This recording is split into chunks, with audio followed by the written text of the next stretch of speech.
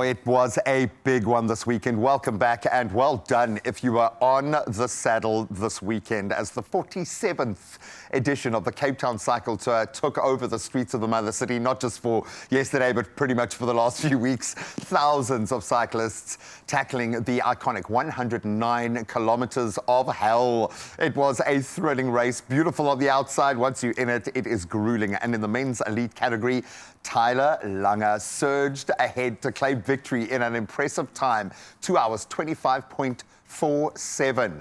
Oh, he outpaced a very competitive field to take top honors in the world's largest timed cycling event. Can we give the young man a massive round of applause? Oh, that actually even sounded like a live studio audience, so we don't have one, buddy. You must be feeling it. How are you feeling, dude? No, yeah, really good. Thanks for having me. No, super good. It was a crazy day. Didn't quite think that was going to happen, but yeah.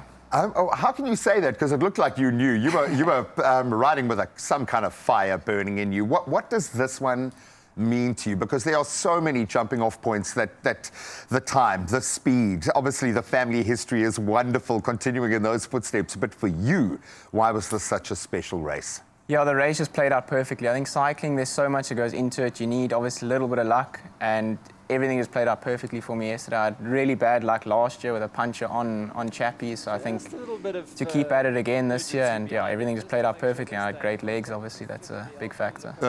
Absolutely wonderful legs. From one man to another, you've got great legs, kid. You've got unbelievable legs that did the job. Does a button get pushed? Is there a moment? Is it a planned strategy? Because there was a kick there and you found a level of speed.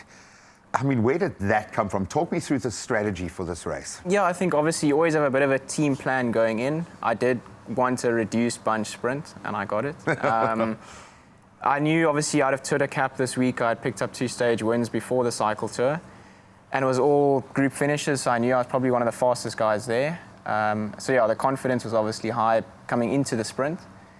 And yeah, once I opened up, got a really good wheel and just had to come around the rest. So and just seal the deal.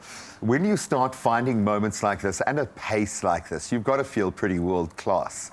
Do you find yourself drifting towards, hang on a minute, I'm finding another gear here. This is another door opening for me, because I can feel the doors now starting to open ahead of something like this. It's going to open up massive opportunities for you. Do you start to feel like a different athlete when you achieve things like this? Yeah, for sure. I think also, like I said, with the week I had with good results, I mean, 3 wins in 1 week. It's a trajectory, yeah. Exactly, yeah. So it gives you a bit of confidence as well. I mean, if you had just picked up 1 win out of nowhere, it's always a bit like, hey, what, did I get a bit lucky? I had a good day, yeah. But I think with a good week, it also shows I just had really good form. And obviously, I'm still young. I mean, each year I just get stronger and stronger. So to see how your body's changing and adapting, so yeah. Yeah, and as the mind gets stronger, how much more control over that body you have in those crunch moments. And I think in cycling, it's a balance you're always going to have, because you're always pushing through a boundary that you possibly didn't encounter or have never encountered before. Yeah. Are you the man of the house now?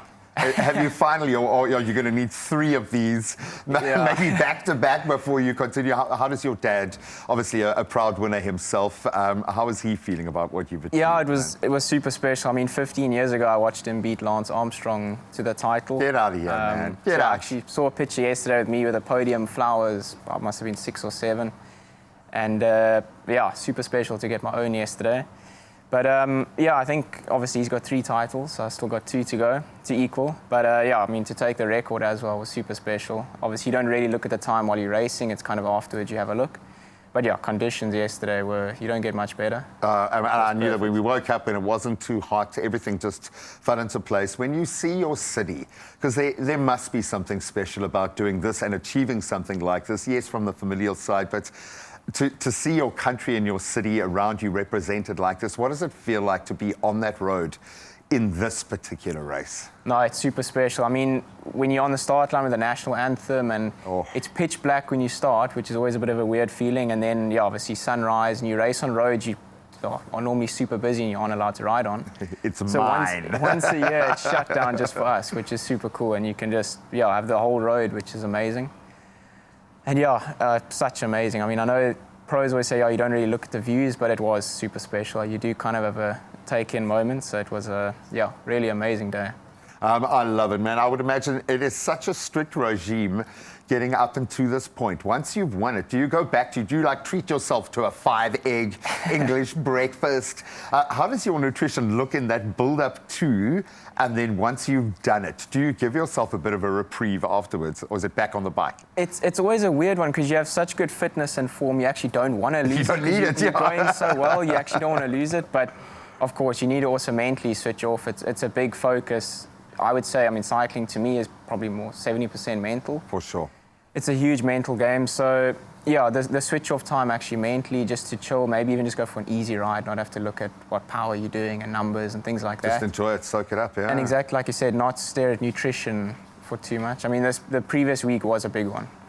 Were there moments where you felt like, hang on a minute, this isn't, what was the biggest challenge in the race itself? Because there's got to be a few moments when you talk about that mental strength where you're like, okay, I've got to find another gear that I don't have.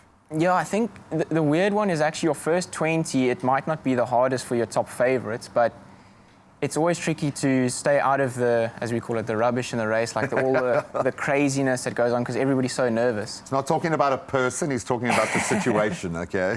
So, yeah, just to, I mean, it's like a washing machine effect in that bunch. It's crazy. So just to keep yourself upright, obviously, as a main one. Everybody always thinks about your finishing plan, but first you got to get there to deliver. Sure. So I think, yeah, your nerves and everything, everybody's super nervous. So just to keep it upright and first get through the first 20, 30K and let everybody just calm down. For sure. And then you kind of start racing. Find your rhythm. Yeah. I'm going to ask you this because we've got you here, and I know you're going to probably get busier and busier as you move on, but a lot of cyclists, this event brings that out, that for the older, the delusions of grandeur, for the younger, an opportunity now to start connecting the dots. So what was the advice that made the difference for you, speaking to young cyclists specifically wanting to find the level that you're unlocking now? Yeah, I think it's actually quite a common thing a lot of people say, but talent only really gets you so far. I think I'm lucky with my dad to have learned a lot and kind of followed what he did. But at the end of the day, it's big training miles.